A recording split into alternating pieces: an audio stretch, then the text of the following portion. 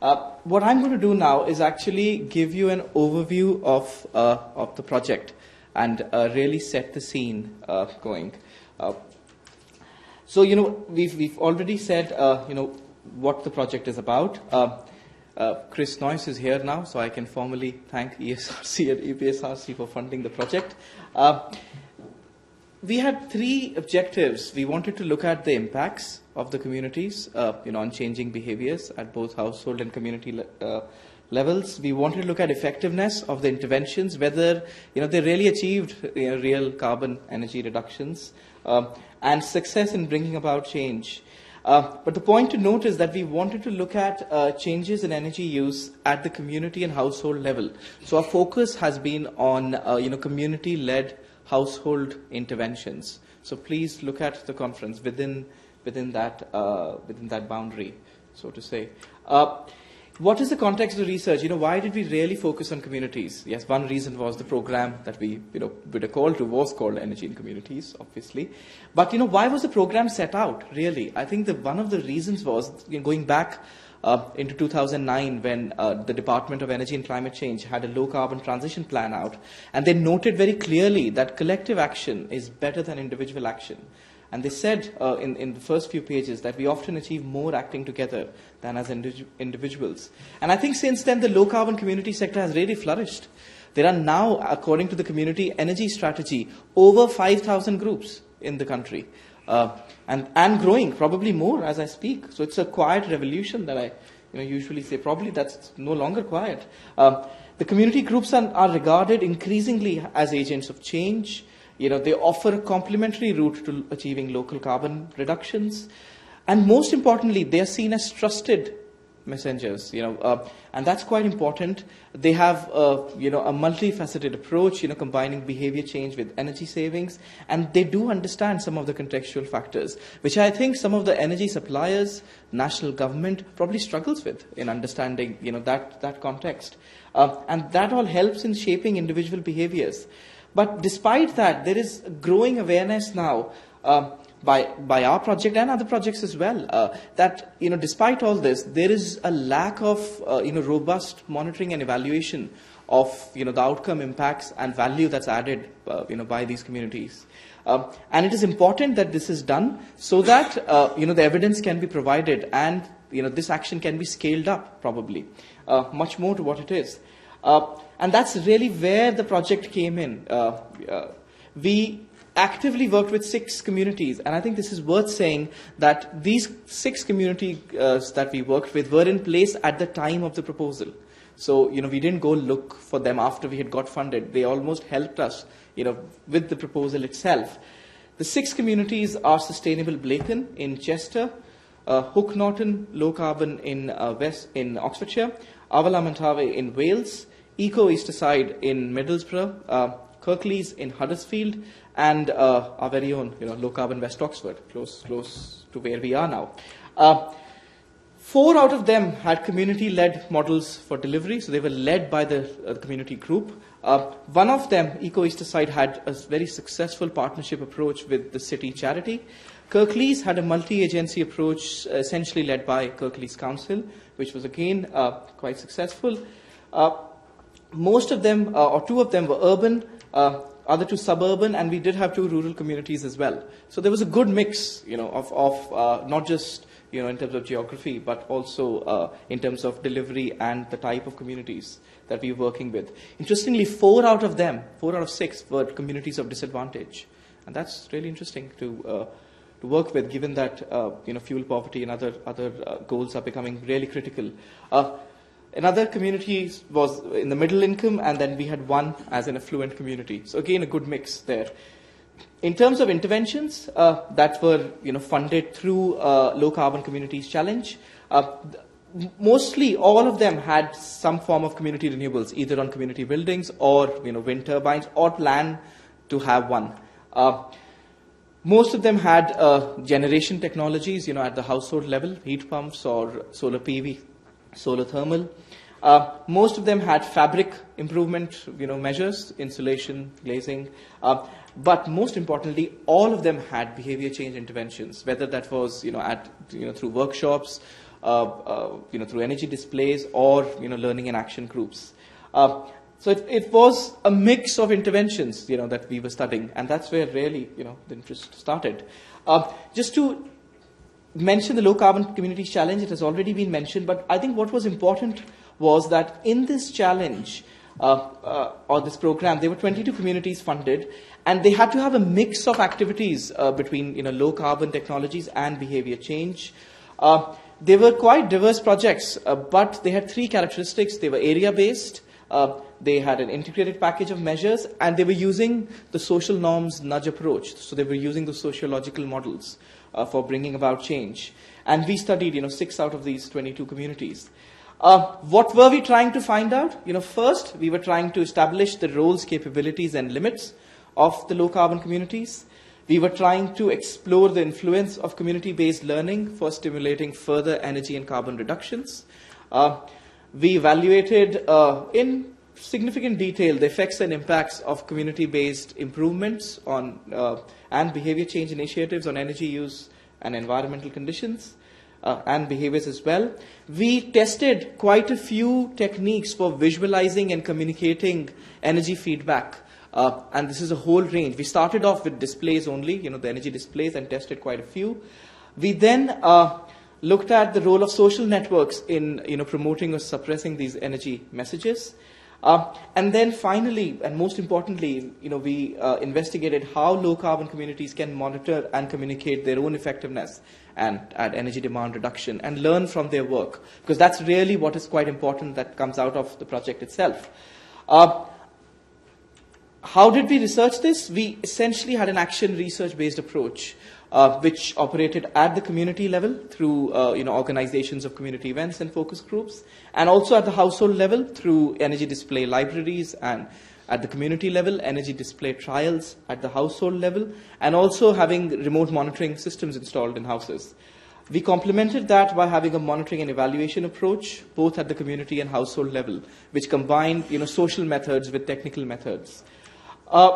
There are a range of methods, and I'm not going to go through them. We will have presentations on each of these strands. But just to give you an overview, in terms of the community-level research, we organized 17 community events, evaluated their impacts, 3 rounds of focus groups with each community, and also interviews.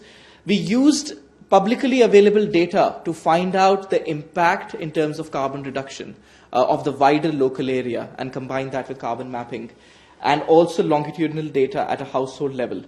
We did detailed thermal imaging surveys and monitoring and household interviews to understand effectiveness of measures. And we also ran energy display trials and did social network analysis. So there's a whole range of methods. Usually I take 5 slides to say this, and I'm amazed I've done that in one. Shows we are coming to the end of the project. Okay, in terms of knowledge exchange, we've had, as I mentioned, we've had an International Researcher Week. We had a conference where some of you were there in Oxford. We also participated in the Sense of Energy exhibition, again, funded through ESRC's generous funding. We've also now developed an Energy and Communities toolkit to bring the learning together, and I'm going to show you the toolkit later in the afternoon today. We've called it ENACT, or Laura's called it ENACT, and I think it's a lovely name. And, yes, we've been profiled in the community energy strategy. Now, what I want to do the next 5-7 minutes is actually give you the findings, because, I don't want you to wait till the end and when some people have left. We want to really tell you what happened and what we found. So here it is. So our first question was, what are the roles, capabilities, and limits of low-carbon communities in reducing local energy use? And what our results showed that communities have a wide range of roles at the downstream level, at the midstream level, and upstream level, where downstream is working with the local residents, midstream is working with other local groups and communities, and upstream is influencing government and policymakers. And they tend to work at these 3 levels, but most of the effort is spent at the downstream and midstream levels. And that's quite important, because despite having valuable intelligence, as to what policies actually work or don't work on ground, due to lack of resource and time, this learning does not really go up the chain, to the policymakers through the upstream level. The capabilities and limits of communities depend on the type of organizations involved, their mandate, what resources they have. We found that the partnership and the multi-agency approaches actually increase the scale and reach of activities. For instance, Kirklees Council, working with other stakeholders, actually were able to engage with fuel-poor households much easily than some of the community-led initiatives. And again, even in Easterside, it worked very well. But the ability of low-carbon communities is also influenced by structural things beyond their control. And by this I mean uncertainty in FITs or RHIs, or to the level of not having enough local installers. Or even local recession, or the national recession, which affects people's ability to take out loans, for instance. So there are a range of these influences. The second question was, what is the role and influence of community-based learning for stimulating energy-related change? And our results showed that community-based learning increased know-how, it increased motivation, ability, and intentions to act in the communities with the local residents. It enabled learning through informal interaction in social setting. The fact that people could come together and talk about things made them feel that they are not alone in this, which is quite important. The events that were happening created space and permission for energy conversations, which is very relevant. The most effective method was participatory and interactive, where people could share experiences. And shared learning events, whereby we brought together communities within the Everlock program together, actually helped to strengthen understanding of complex issues and their change strategies. Talking about how one community had managed to get some localized energy generation going was quite important to other communities. Moving on to the third question was, how useful is carbon mapping, as a technique in baselining, in predicting, visualizing, and communicating energy savings, at a household and community level. What we found was that carbon mapping helped in rapidly and visually measuring, and modeling emissions. But the more important thing was, it could identify houses which could be improved, and also work at the community scale. Carbon mapping helped to estimate, current energy use, estimate the baseline emissions prior to community action, and also predict, future possibilities, so that communities could decide, which measures, was more suitable in what area. And that's quite a powerful technique to have. Carbon mapping workshops were probably more useful than the maps themselves, because the workshops also combined, experts' advice. So there were people from the project there who could advise about, what action could be taken. And going forward, it helped a few of the communities to actually understand, which measures could be scaled up, for instance, which areas are worth targeting, in a manner which was not very technical, but very spatial and visual. And that's quite important. Our fourth question was, what are the effects of community-based home energy improvements on household energy use, environmental conditions, and energy behaviors? And I'll cut through the chase here in terms of all the data and actually give you the real finding, which is that majority of households with physical and behavior change interventions did experience long-term reductions. And we looked at data over 5 years. And the impact of particularly solar PVs was really helpful in bringing down electricity use. So this has made a difference. In terms of environmental conditions, probably unsurprisingly, the households or dwellings with physical interventions did experience much warmer and more stable indoor temperatures with good relative humidities. In terms of behaviors in houses with PVs, there were some signs of demand shifting, which I know as a policy measure is becoming quite critical. So people were willing, in some cases, to move end users to a time with generation. But in some instances, some unused appliances, like dishwashers, started getting used. In terms of behavior change initiatives, it increased knowledge and agency in terms of both influencing one-off purchasing behaviors and habitual behaviors as well. And as we know, 50% of energy use in houses gets determined by habitual behaviors. So I think it's very important that having these initiatives gives us that some evidence base in that area. Our fifth question was, how useful are techniques for energy feedback? And we used a whole range, from thermography to web-based personalized feedback to energy display monitors and home energy reports, and how effective that was in raising awareness. Now, we found that majority of feedback approaches were actually able to, some extent, engage, raise awareness, and motivate households. But different techniques appeal to different households, and one size doesn't fit all. It depends on technical ability, interest, personal circumstances as well. The energy display monitors especially created light bulb movements. They became talking points, prompting, and social learning, and also prompted some changes in everyday energy use. And you're going to hear more about that in a presentation later on. But I think one of the most important findings from the project is that feedback actually on its own doesn't matter. Doesn't work on its own. It has to be accompanied by knowledge and practical know-how that needs to be transferred with new technology. And I think that's probably valid not just for feedback technologies, but for any new technology, whether it's a heat pump, even for solar thermal, I would say. Without having enough of feedback and advice and personal contact, these things are probably not going to work as intended. So, some degree of personal contact is needed to make most of the feedback, technique and information. Sense-making conversations, which you will hear about later on, were very important. In terms of the sixth question, what is the role of social networks in promoting or suppressing communication and take-up of energy-related technologies? We found that energy messages were transmitted through social networks, mainly close friends and family. Most of the discussions were on, energy saving, prices, technologies, but it wasn't neutral. Either this could be on, novel issues like low carbon technologies or practical issues, or even, judgment. Not being green may be seen as something which is not approved widely. But I think importantly, low carbon communities use the social networks to promote energy messages through various ways, including, events and training of community champions.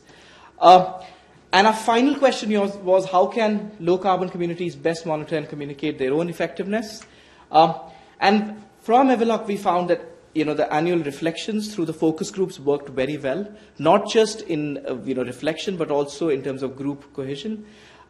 Visual materials and participative materials worked very well with evaluation, but the dissemination of findings was had to be in an understandable format so that they could be widely communicated and understood.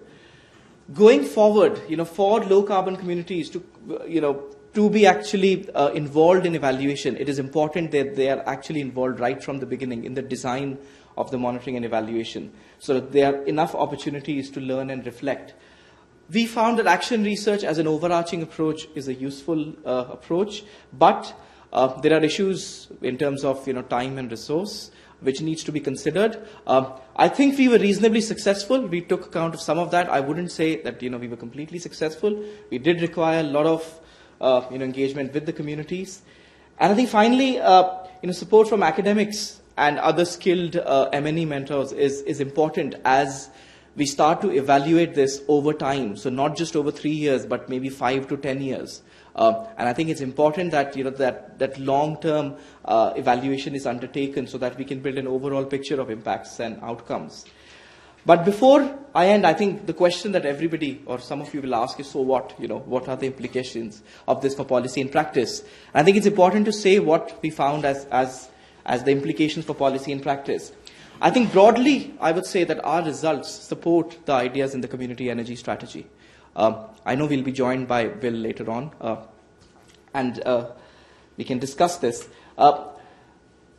LCCs can be more effective than other actors, particularly energy suppliers, national government or businesses, in engaging and motivating communities, because they are able to actually use a variety of techniques right from school plays to carbon mapping. Who could do that? And that's quite important. However, we are not saying that they are a substitute, and they shouldn't be regarded as one. They are an important complement, I think, alongside business and alongside government. And I think future energy and carbon reduction policies need to make more use of these locally engaged actors if those policies have to be successful. And in fact, we would even go down the route and say that we actually need a new group, new cadre of community energy workers who are competent across, technical, legal, and even commercial issues. We found that effective support from local government is probably essential, especially when dealing with, communities of disadvantage. But it's not just local government. I think there's wider support required from national public policy, which is not just DEC or DCLG, but also Department of Health, because there's a big link between energy savings and indoor air quality and health and cold homes, of course, and increasingly even overheating. Since I said in the few slides back that most of the effort was spent by low carbon communities at the midstream and the downstream level, things that are actually the experiences that are very important to policymakers do not naturally filter their way. So our suggestion is that actually the understanding and understanding the achievements and problems of communities will require policymaker effort. I think this needs to happen to actually understand how change has been brought about. Because the project was about evaluation, I think it's important to have some implications for those of you who are involved in evaluation.